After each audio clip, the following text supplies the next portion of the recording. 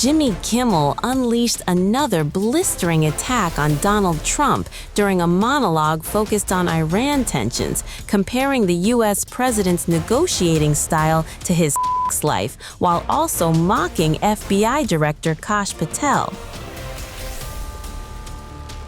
The fiery segment came during Monday night's episode of Jimmy Kimmel Live, where the host focused heavily on rising tensions involving Iran and the ongoing closure of the Strait of Hormuz. During his opening monologue, Kimmel highlighted one of Trump's recent posts on Truth Social, in which the president warned Iran that bombing campaigns could intensify if negotiations fail. Reading Trump's statement aloud, Kimmel quoted, "If they don't agree, the bombing starts, and it will be sadly at a much higher level and intensity than it was before." The comedian then launched into one of the night's harshest jokes. Kimmel said, "For him, a negotiation is like he's bad at it. It mostly consists of flailing around, and he can only do it for a short amount of time before he starts yelling that he's finished." The audience immediately erupted with laughter as the late-night host continued piling on.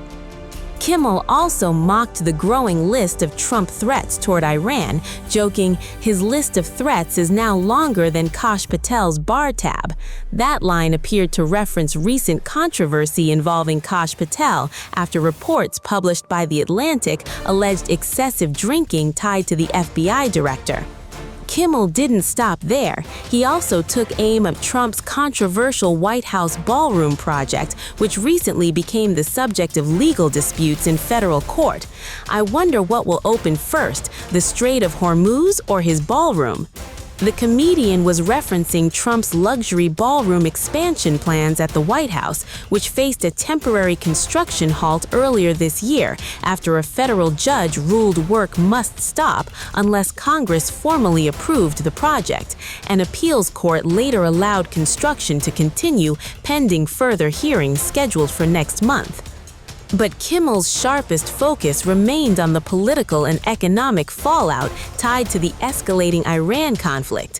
The late-night host also criticized Trump over rising gas prices, particularly in California, where fuel costs have surged amid instability in global oil markets. Kimmel claimed gas prices in some remote areas had climbed so high that older gas station signs could no longer properly display the totals because they maxed out at $9.99 per gallon. He joked, "At this point they may have to start pricing gas by the cup."